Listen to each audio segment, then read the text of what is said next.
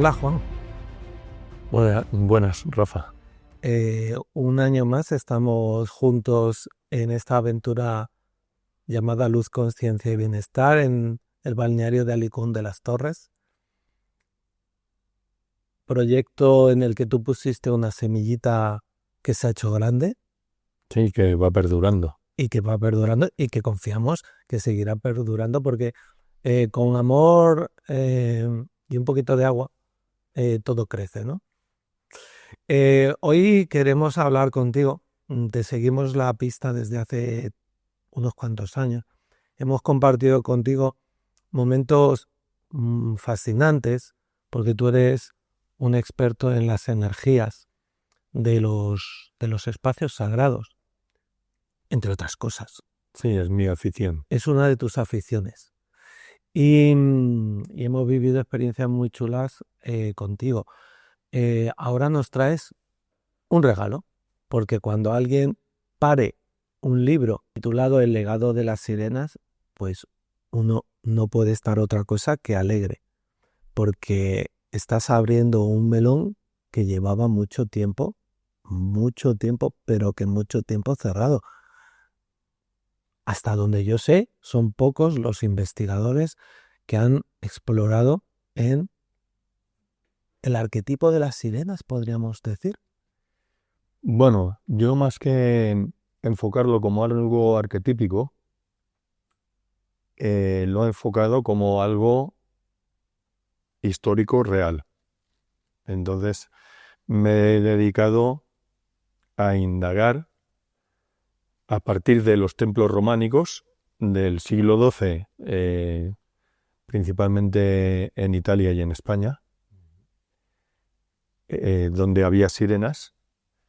¿Qué representan, qué significan? Y luego he estado buceando en la historia universal, diferentes culturas, historia azteca, historia hindú, mesopotámica, egipcia, por supuesto cristiana. ¿Qué son las sirenas?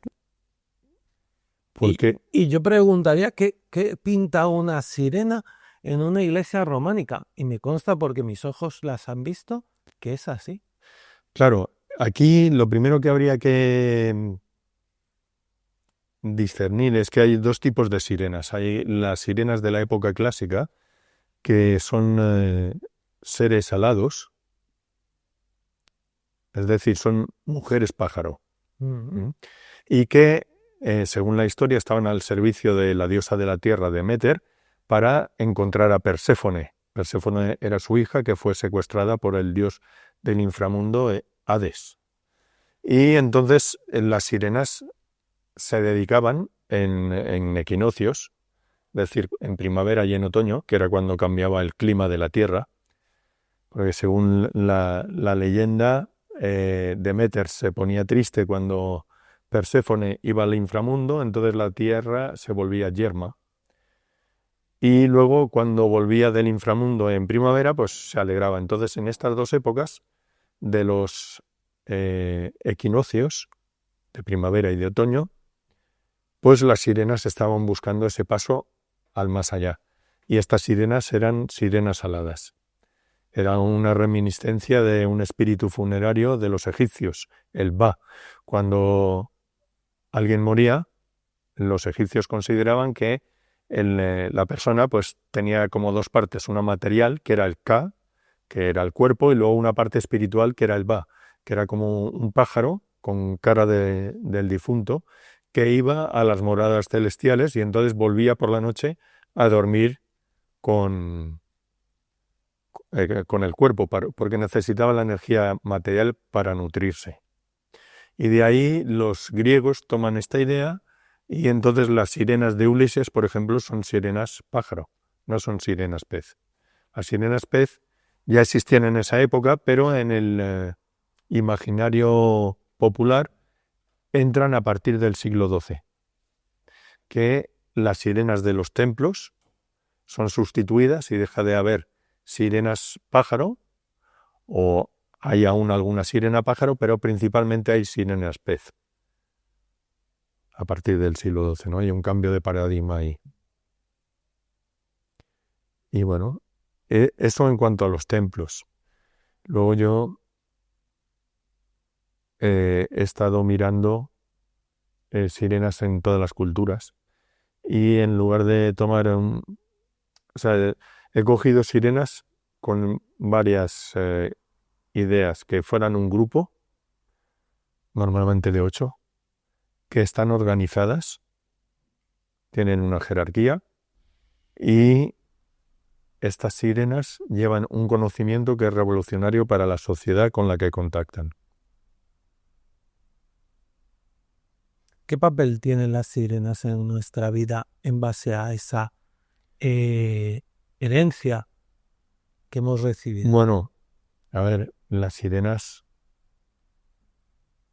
en la época de Mesopotamia, es decir, una de las civilizaciones que son pilares de nuestra cultura actual, ellos junto con los egipcios y también los hindús, podemos decir, también hay en Japón, bueno. ¿Qué es lo que hacen? Pues, por ejemplo, en Mesopotamia funda una ciudad, una sirena, o un sirénido, porque es un hombre masculino. Funda Eridu, que podríamos considerar la primera ciudad, como entendemos hoy, con una intendencia suficiente para sostener una población importante. Y entonces esta sirena enseña escritura, medicina, astronomía, agricultura, matemáticas, química, metalurgia. ¿Son transmisoras de conocimiento entonces? Es decir, traen un conocimiento y ese conocimiento fue tan importante que es el que genera la civilización de toda Mesopotamia, de diferentes culturas, de Sumeria, de Acadia, de Asiria. Es decir, Acadia y Sumeria, los acadios y los sumerios son herederos de Mesopotamia, pero estos sirénidos, que ellos llamaban Apgalu, son tan importantes que se siguen manteniendo en el panteón de estas otras culturas. En Egipto, por ejemplo, tenemos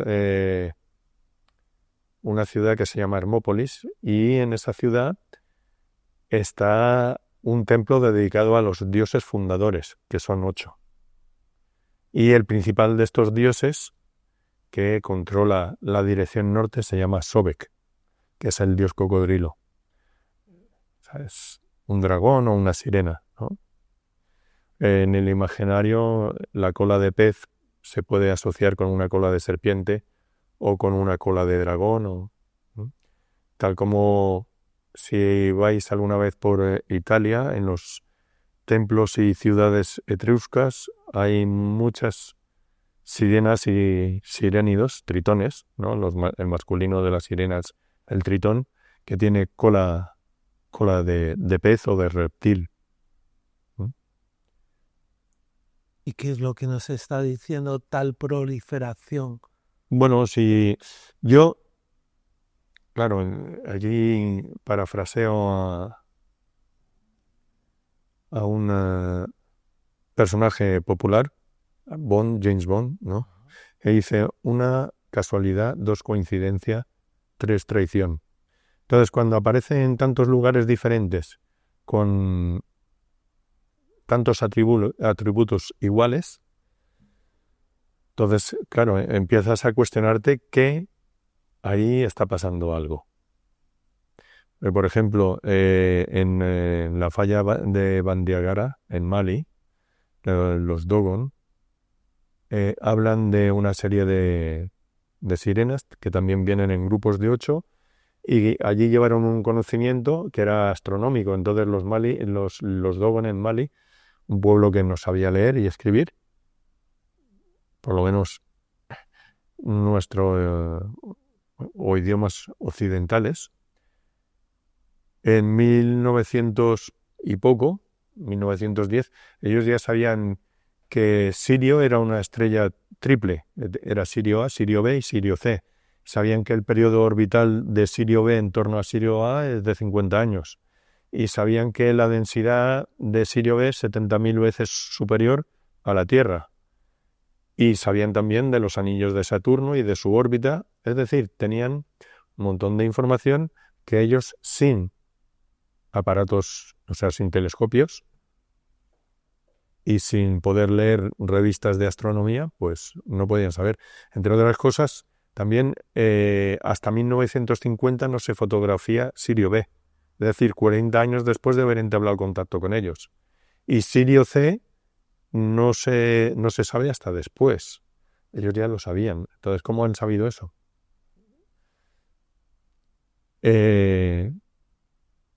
Entonces, luego, a mí hay otro hecho que me sorprende, es que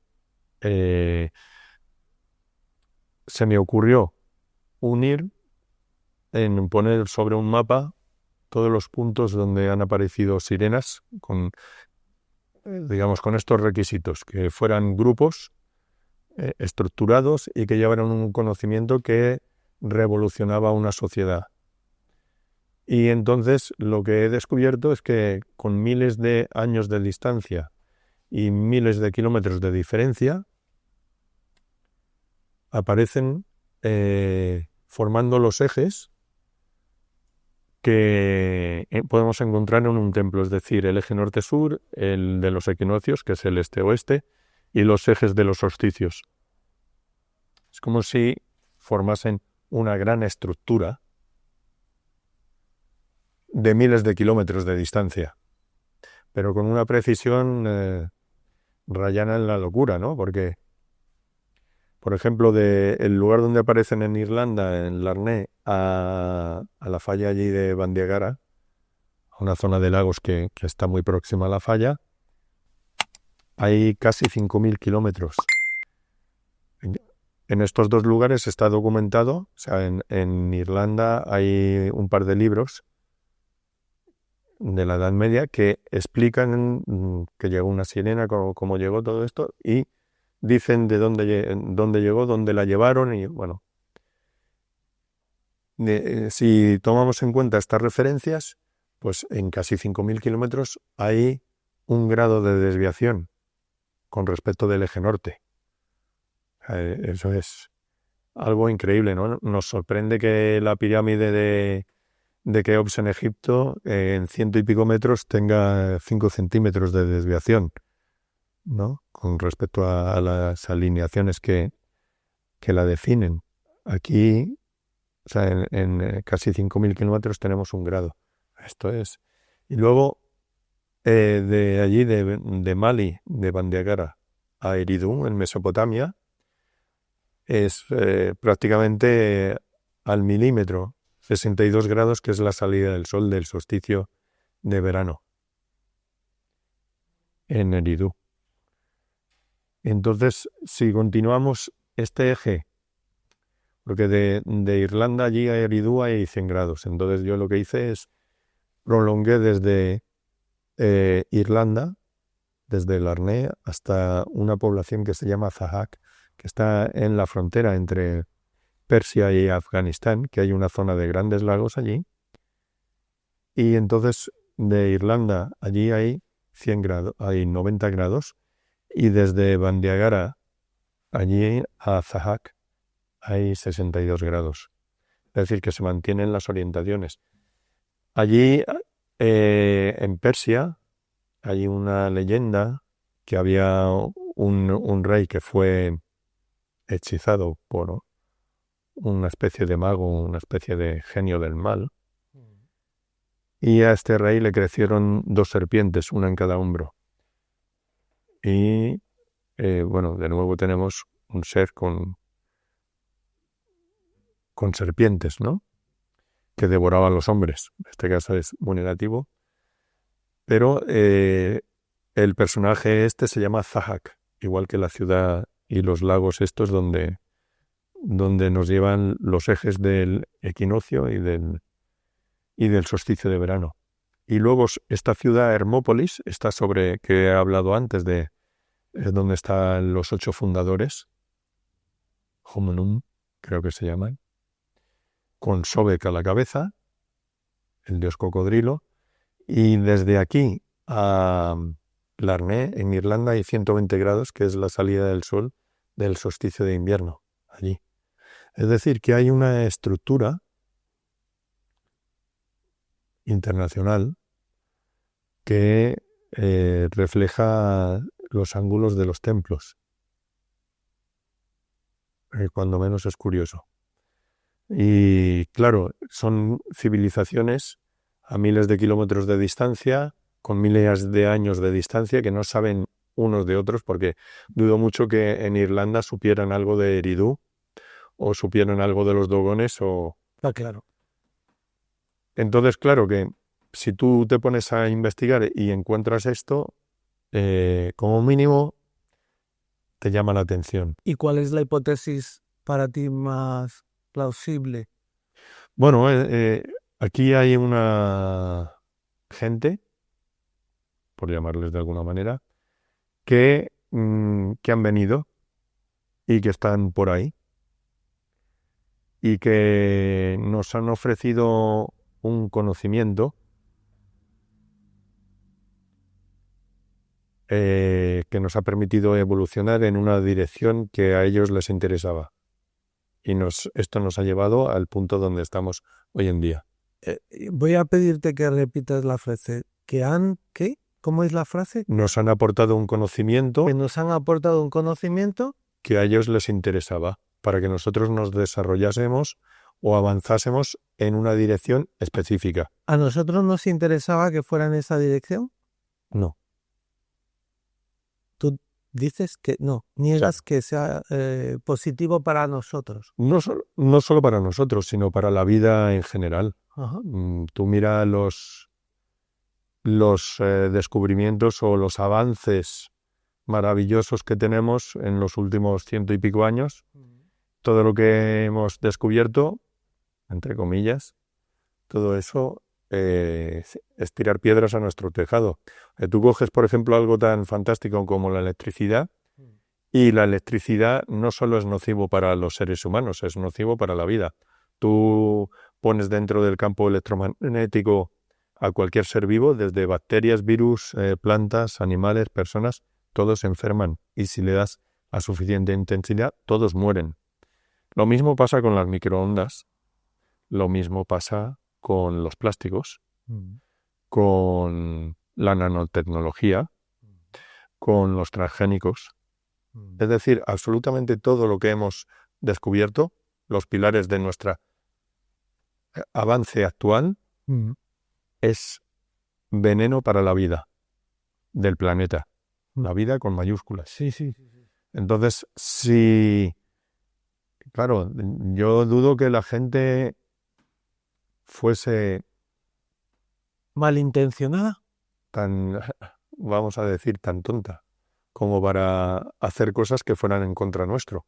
Hay un gran investigador de mediados del siglo XX, una eminencia, Víctor Schauberger. Tuvo la desgracia de vivir en época de guerras, entonces lo cogieron los nazis y le dijeron: o trabajas para nosotros o te matamos. Y luego, cuando acabó la guerra, los americanos lo llevaron con él consiguió, con ellos lo llevaron a Estados Unidos, él consiguió salir de allí, y cuando llegó aquí duró una semana. Murió a la semana de volver a Europa, murió. Este señor decía que la tecnología que tenemos es contraria a la vida. Pues decía, el motor de explosión lo que hace es que extiende una molécula, la rompe, la destruye. Los filtros que tenemos, en lugar de dar potencia al agua, la debilitan porque le van quitando partes. Entonces, claro, me podrías preguntar, ¿y cómo vas a filtrar algo si no lo separas? Pues Víctor Schauberger lo hacía uniendo. Él creaba un vórtice, un remolino de agua tan intenso que los solutos que estaban en suspensión en el agua se compactaban, se solidificaban y precipitaban en el fondo, y el agua quedaba limpia y potenciada, no debilitada. Y entonces él desarrolló una serie de motores basados en las espirales de agua. Él decía que si permitías al agua caer con una geometría específica, desarrollaba más energía que la que habría costado subirla. Ahora yo tengo amigos ingenieros que me dicen que eso no es posible. Pero claro, si tú creas una espiral con otra espiral interna que va girando, entonces tienes 3 momentos de inercia: el de la caída, el de la espiral primera y el de la espiral segunda. Y con esos 3 momentos de inercia, con una geometría específica, yo creo que él podía hacer un motor continuo. Bueno, este hombre consiguió logros como llevar troncos que pesaban, o sea, eran muy densos, pues se hundían. Sin embargo, él los llevaba durante más de 50 kilómetros por canales. Eran unos canales con unas modificaciones especiales y el agua hacía que tuviese una dinámica especial y sostenía esos troncos perfectamente durante más de 50 kilómetros. Entonces, a él lo contrataron en explotaciones forestales de Austria y de Alemania. Él era austríaco. Y bueno, construyó una central hidráulica, que con la quinta parte del volumen de agua generaba la misma cantidad de electricidad que otra central con 5 veces más de agua. Entonces él entendió cuál era la dinámica interna del agua y en sus inventos, en sus descubrimientos, aplicaba ese principio. Permitía al agua que fuera como es, potenciaba su naturaleza y entonces obtenía resultados increíbles. Entonces, nuestra tecnología podía haberse desarrollado en esa línea, en lugar de la línea que tenemos, que es toda contra la vida. ¿Y qué te hace toda esta deducción? ¿Qué te hace pensar? ¿Qué me hace pensar? Bueno, Porque la legitimidad del ser humano está precisamente en eso, ¿no? Es decir, el derecho de todo ser humano es de momento nos queda eso. No, veremos lo que dura, pero de momento nos queda eso. Entonces, para mí, lo más importante es que hay otras maneras de hacer las cosas, que hay otras posibilidades que podemos explorar y desarrollar. Y aunque es difícil, pero no creo que esté todo perdido. Hay que indagar en esas líneas, aunque han sido copadas. Digamos, todas las patentes de Schauberger, igual que las de Tesla, igual que de otros científicos, están a buen recaudo, digamos, en manos de grupos de inversión. Pero, se puede hacer. Si no es en esa línea, es en otra. Y hay otras posibilidades, otras capacidades que podemos desarrollar, no solo a nivel técnico, sino a nivel como personas, como individuos. Lo que quiero decir es que el conocimiento que nos han ido facilitando las sirenas nos ha desviado de nuestra conexión con la esencia. Entonces, bueno, el otro día estaba viendo un programa, un vídeo de Mundo Desconocido, de JL, y hablaba de el batido de leche. Sí. El batido de leche, pues, es una leyenda hindú en el que los demonios y los dioses, los asuras y los devas, se unen fuerzas para recuperar su inmortalidad que habían perdido. Entonces, ¿cómo recuperan las fuerzas? Pues extrayendo fuerza vital de este plano, de este planeta. Y entonces, pues bueno, yo creo que eso forma parte de ese proyecto, de esa dinámica. Entonces, ¿qué nos queda a nosotros? Pues nos queda recuperar nuestra conexión, recuperar nuestra integridad, ¿no? Porque igual que se dice sigue el dinero, para entender cuáles son las dinámicas de un acto delictivo o de un movimiento social, ¿no? Tú sigues el dinero y se entiende. Si no, parece un galimatías. Entonces aquí, en lugar de seguir el dinero, sigues el flujo de energía-conciencia, ¿no? Este binomio. Entonces, si sigues el flujo de energía-conciencia del binomio, te das cuenta de cuál es nuestra salida. Nuestra salida es volver a recuperar esa energía, esa conciencia. Y ahí en el libro también hice un estudio pormenorizado de los templos y de dónde están las sirenas, porque las sirenas no, según lo que he visto yo, no son, digamos, el pecado, la lujuria y cosas así, sino que las sirenas guardan los ejes de la luz, solsticios, equinoccios y eje norte. Entonces lo que me puse a estudiar es, bueno, ¿por qué tanta obsesión por estar en un lugar que desde donde está la sirena, pues por ejemplo en Sant Pere de Lligans, el primer templo que estudié que está en Gerona, desde donde está la sirena, el eje del equinoccio marca el centro del ábside, ¿no? El punto medio de la nave. Y la salida del sol del solsticio de invierno te da la orientación de la nave. Y la salida del sol del solsticio de verano marca el punto de unión de la torre del campanario con la nave. Y el eje norte marca el primer pilar de los pies, o sea, tal como entras, a la izquierda hay un pilar, que ese es el que marca el eje norte. Si tú trazas una línea de ahí a la sirena, te da la línea norte-sur. Entonces, ¿por qué tanto interés? Y esto se repite en todos los templos. He estudiado unos 15 templos. Alguno más que no aparece en el libro. Hay un patrón que se repite.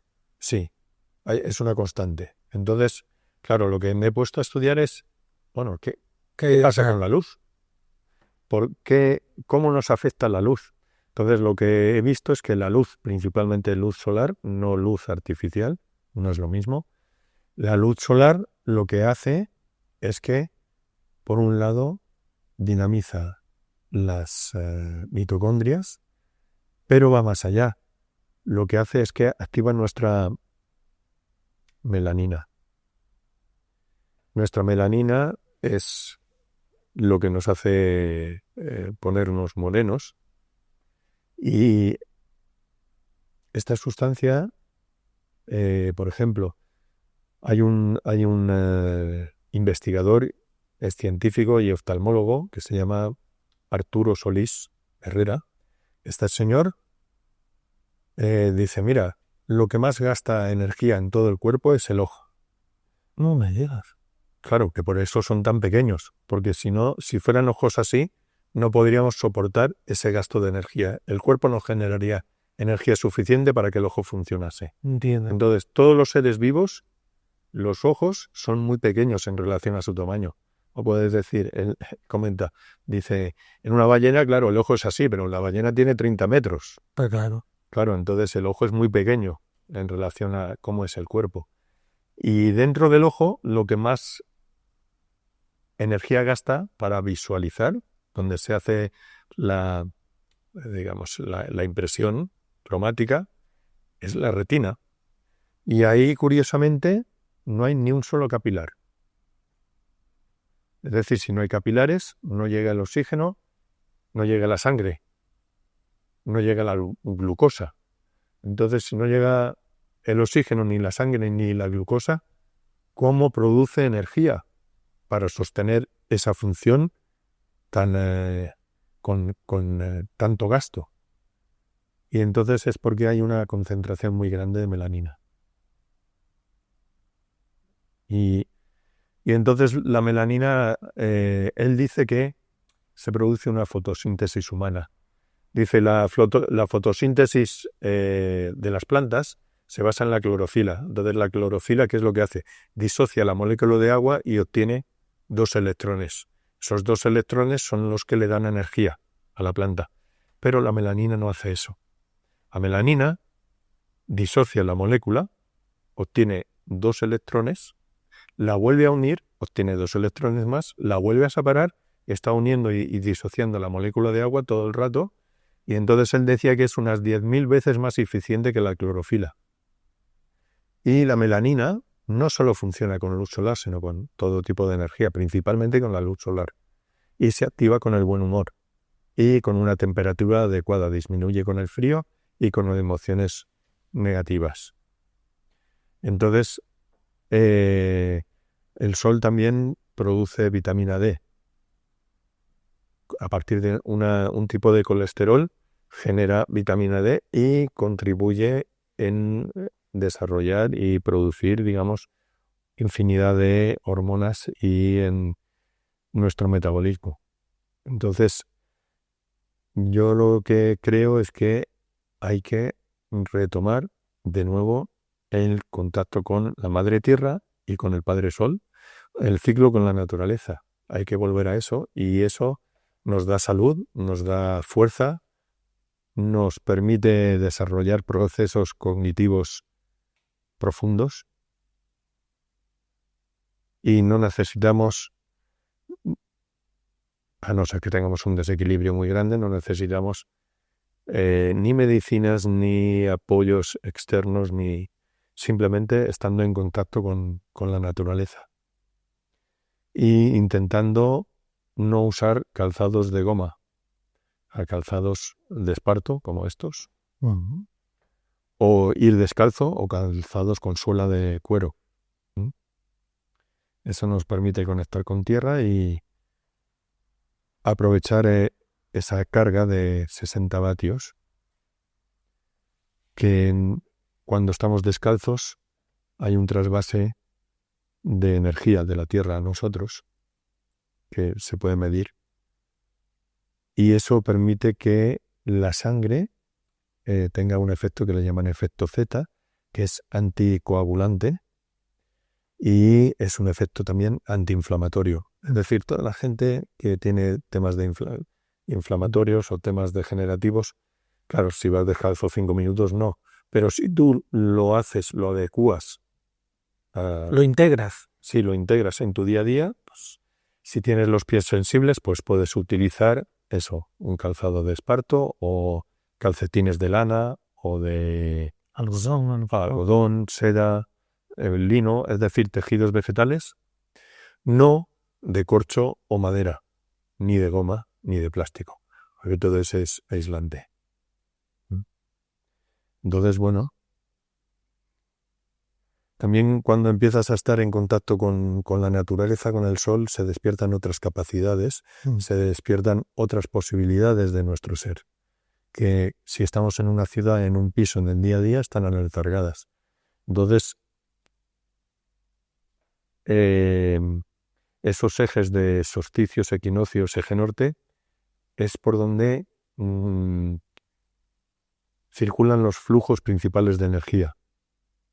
Entonces, podemos conectar con eso, estar cuando hay solsticios, equinoccios, estar atentos a eso, intentar conectar con el amanecer o el ocaso.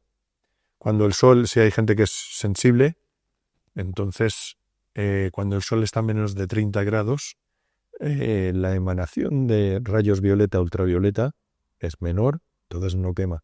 Y si el sol está a menos de 10 grados, incluso puedes, con cuidado, puedes mirar el sol cuando está muy bajo, que está tocando el horizonte. Si tú miras al sol y luego miras a los lados, verás que no te deslumbra. Entonces, en esos momentos, tú puedes tomar el sol, puedes ir entrenando tu cuerpo y desarrollar lo que Carlos y Ricardo Stroh llaman el callo solar, que es una capacidad que tenemos todos de aguantar una irradiación solar. Pero claro, si te pones directamente a las 12 del mediodía te vas a quemar. Pero si tú empiezas cuando el sol no tiene mucha intensidad, el cuerpo se va acostumbrando y también el cuerpo se va desintoxicando, porque lo que ocurre es que cuando el sol incide en nosotros, en la piel directamente, si llevamos ropa, pues menos, pero lo ideal sería que tocase nuestra piel desnuda, se produce una reacción de desintoxicación del cuerpo. Entonces, si hay una toxemia elevada, cuando se produce esa desintoxicación, va a haber erupciones cutáneas, va a haber enrojecimiento, y una vez que, si no es tan fuerte ese proceso, entonces se van liberando las toxinas poco a poco, y cuando ya nos exponemos más adelante a un sol más fuerte, entonces podemos aprovecharlo sin problemas. En definitiva, y escuchándote, invitas a la gente a conocer, a buscar, a investigar, Sí. a no quedarse con una primera Claro. opinión o con un discurso alta o muchas veces repetido, que tengan instinto crítico y que sean inquietos. Claro. Normalmente cuando hay un dogma o hay algo establecido como esto de las sirenas son el pecado y la lujuria, repetido hasta la saciedad, eso está tapando algo. Entonces hay que ir más allá. Claro, ir más allá de la primera barrera. Y entonces, bueno, empiezas a investigar y ves, en mi caso he visto que en todos los templos que he investigado, que he mirado, todos de una u otra manera reflejan eso. Entonces, claro, lo siguiente es, ¿por qué reflejan esto? ¿Por qué tanto afán en guardar estos ejes? Entonces de ahí me puse a estudiar qué es lo que ocurre con la luz solar o con la luz de las estrellas, ¿no? Y entonces, bueno, ahí pues luego, claro, lo pruebo, o sea, lo estudio, pero luego lo pruebo en mi cuerpo y veo cómo funciona. Veo si realmente eso es efectivo, si es funcional o si es una pájaro. Entonces veo que me funciona y entonces lo empiezo a compartir con gente. Y la gente, pues me dicen que a ellos les funciona. Por ejemplo, hicimos un viaje a Cerdeña y en el viaje a Cerdeña vino una muchacha que se había operado de los ojos y necesitaba de un colirio. Un colirio porque se le secaba mucho. Entonces hicimos esta práctica con el sol y al final, cuando ya nos estábamos yendo, después de una semana, me enseña el neceser y digo, ¿qué es eso? Y me dice, no, dice que tengo el colirio aquí y no lo he usado y tengo los ojos mejor que nunca. Porque el sol, cuando conectamos con él, aumenta nuestro yin. ¿Qué quiere decir eso? Pues que aumenta nuestro colágeno, aumenta las lágrimas, aumenta nuestra saliva. Es decir, todos los fluidos se potencian del cuerpo. O sea que si estamos al sol con conciencia, claro, es difícil tener sed. Y también el hambre disminuye. Y ahí conectamos con también toda esta gente que hace sun gazing. O hay una señora australiana que se llama Jasmuheen y ella pues lleva varios años viviendo de luz. Tenía su sistema. Es decir, que eso es posible. Hay gente que lo hace. Entonces, bueno, igual no hace falta llegar a ese extremo de prescindir del alimento sólido, por lo menos en una primera instancia, en una primera etapa, pero sí que es algo que nos va a mejorar la salud, nos va a mejorar nuestro tono vital, nuestra energía, nuestra lucidez y, por lo tanto, la calidad de vida. Y es gratis. Solo tienes que salir al sol de una manera consciente. Entonces, claro, no es ir ahí y ponerte crema solar. Eso es lo último. Entonces, si tienes problemas con el sol, te es muy sensible, El sol. sales o prontito o tarde, ya cuando el sol le falta poco, y poco a poco vas aumentando ese margen y en no mucho tiempo podrás estar todo el día. No sé si muchos de ustedes conocían ya a Juan. Lo que está claro es que, bueno, es un placer aprender tanto y que nos abra puertas de conciencia para que nosotros las atravesemos.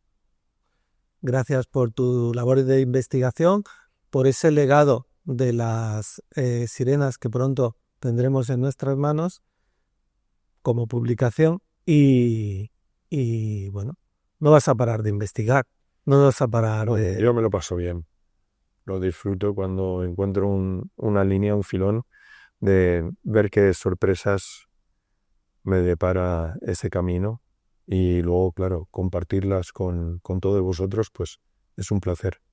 Pues te animamos a seguir haciéndolo porque dicen que el conocimiento nos hará libres. Ahí estamos. Muchísimas gracias. Un placer, Rafa. Hasta luego.